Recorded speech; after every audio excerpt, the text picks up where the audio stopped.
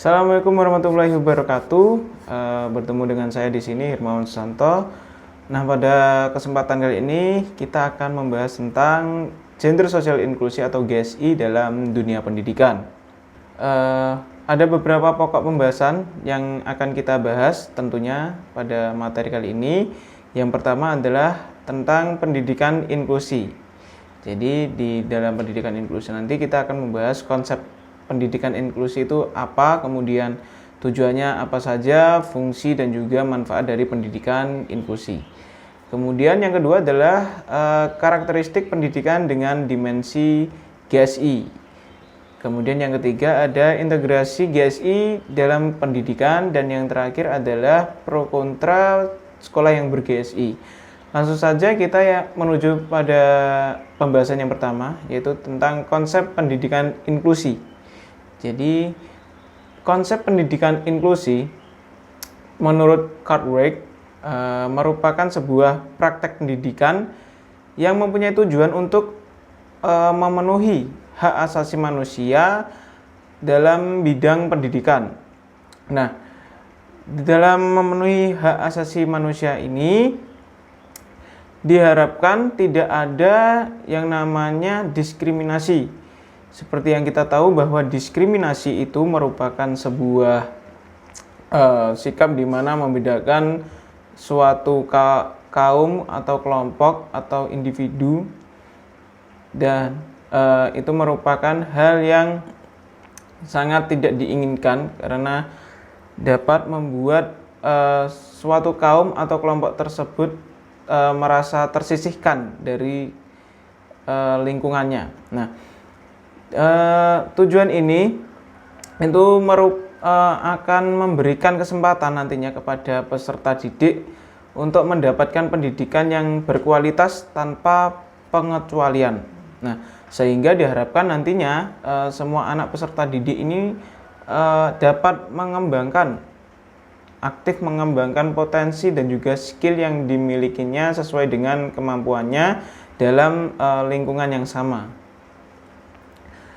Kemudian berdasarkan kepada peraturan Kemendikbud atau Menteri Pendidikan Nasional Republik Indonesia ya, pasal 1 nomor 70 tahun 2009, bahwa pendidikan inklusi ini merupakan sebuah sistem penyelenggaraan pendidikan yang memberikan kesempatan kepada semua peserta didik, baik itu peserta didik yang memiliki kebutuhan khusus atau peserta didik yang istimewa dengan tingkat kecerdasan yang istimewa dengan peserta didik pada umumnya. Nah, jadi pendidikan ini diharapkan semua peserta didik nanti sama dalam mendapatkan pelayanan pendidikannya. Kemudian tujuan pendidikan inklusi. Ya, jadi tujuan pendidikan inklusi ini adalah mengajarkan pada siswa agar dapat mengapresiasi dan menghargai orang lain. Jadi tujuan ini mengajarkan pada siswa itu, baik siswa pada umumnya, siswa normal itu, untuk mengapresiasi dan menghargai siswa yang memiliki kebutuhan khusus atau siswa yang memiliki tingkat kecerdasan yang istimewa. Kemudian dapat menyadari bahwa mereka merupakan bagian dari masyarakat luas. Jadi menyadarkan peserta yang istimewa ini tadi itu bahwa mereka ini merupakan bagian dari masyarakat pada umumnya, sehingga tidak merasa dirinya itu nanti terdiskriminasi. Nah, kemudian yang selanjutnya adalah dapat menghargai perbedaan cara pandang serta dapat menerima tugas perutusan dalam masyarakat dan lingkungan sosialnya. Oke, yang selanjutnya adalah tentang fungsi pendidikan inklusi. Jadi, menurut ahli Kustawan, fungsi pendidikan inklusi adalah untuk menjamin semua peserta didik berkebutuhan khusus itu mendapatkan kesempatan dan juga akses yang sama dengan anak-anak yang pada umumnya, anak-anak normal pada umumnya, untuk memperoleh layanan pendidikan yang sesuai dan juga berkualitas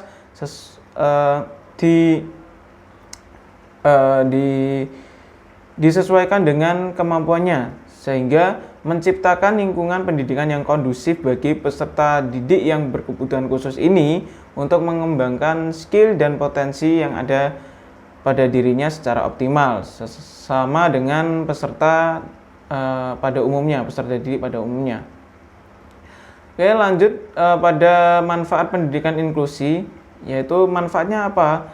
Yang pertama, ada manfaatnya adalah peserta didik yang memiliki kebutuhan khusus ini atau peserta didik yang memiliki keistimewaan ini dapat menumbuhkan rasa percaya diri mereka dalam kegiatan belajar. Jadi mereka tidak akan merasa minder atau merasa terdiskriminasi lagi dengan anak-anak normal pada umumnya. Jadi mereka akan mempunyai rasa percaya diri yang sangat tinggi. Oke, yang kedua tentang karakteristik pendidikan dengan dimensi GSI. Jadi ada beberapa karakteristik ya pendidikan di dalam dimensi GSI ini. Yang pertama adalah kurikulum yang fleksibel. Jadi kurikulum ini tidak harus menekankan pada pembelajarannya saja, materi pembelajarannya saja, tetapi harus lebih menekankan kepada bagaimana cara kita untuk memberikan perhatian secara penuh terhadap peserta didik, sehingga peserta didik ini merasa dapat mengikuti pembelajaran dengan baik. Nah, selanjutnya pendekatan pembelajaran yang fleksibel.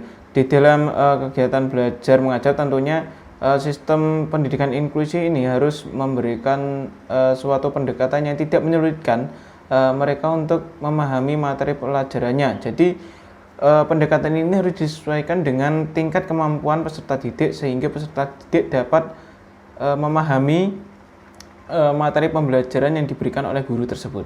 Kemudian yang ketiga, sistem evaluasi yang fleksibel. Jadi kita tahu bahwa anak yang berkebutuhan khusus dengan anak yang normal pada umumnya ini mempunyai perbedaan, karakteristik yang berbeda, sehingga diharapkan guru itu harus bisa memilih dan memilah sistem evaluasi disesuaikan dengan kemampuan individu anak tersebut. Kemudian yang terakhir adalah pembelajaran yang ramah. Jadi pembelajaran yang ramah itu seperti apa? Pembelajaran yang ramah itu merupakan pembelajaran yang dapat membuat peserta didik itu nyaman dalam mengikuti pembelajarannya, sehingga tidak merasa terkucilkan dengan teman-teman yang lain dan dapat menumbuhkan rasa semangat belajarnya dalam mengikuti pembelajarannya. Kemudian yang ketiga yaitu adalah tentang integrasi GSI dalam pendidikan. Ya, integrasi GSI dalam pendidikan ini sangat penting untuk dilakukan ya, karena kita sering menemukan bentuk-bentuk bahwa ketika prestasi belajar peserta didik perempuan ini selalu lebih baik dibandingkan dengan prestasi belajar peserta didik yang laki-laki. Tetapi ketika sudah lulus dalam dunia pekerjaan, laki-laki ini lebih unggul dibandingkan perempuan, sehingga inilah pentingnya integrasi GSI di dalam dunia pendidikan agar kita dapat mencegah pandangan yang seperti itu. Oke, selanjutnya yang keempat adalah pro dan kontra sekolah yang ber-GSI.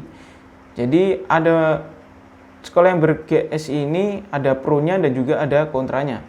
Seperti halnya pro, yang pro ini adalah seperti mewujudkan pendidikan untuk semua kalangan tanpa ada yang tertinggal dari pelayanan pendidikan. Jadi dipandang sekolah yang ber-GSI ini merupakan sebuah solusi untuk di dalam bidang pendidikan untuk mewujudkan bahwa pendidikan itu ramah, pendidikan itu dapat dicapai oleh semua kalangan tanpa ada yang merasa terdiskriminasi di dalam melaksanakan pendidikan di sekolah.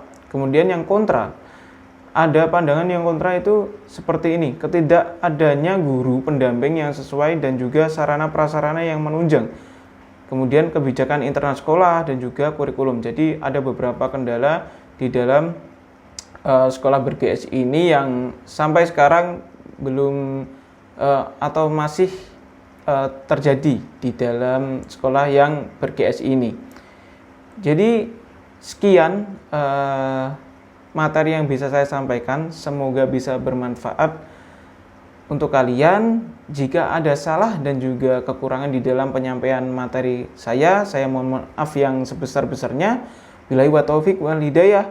Wassalamualaikum warahmatullahi wabarakatuh.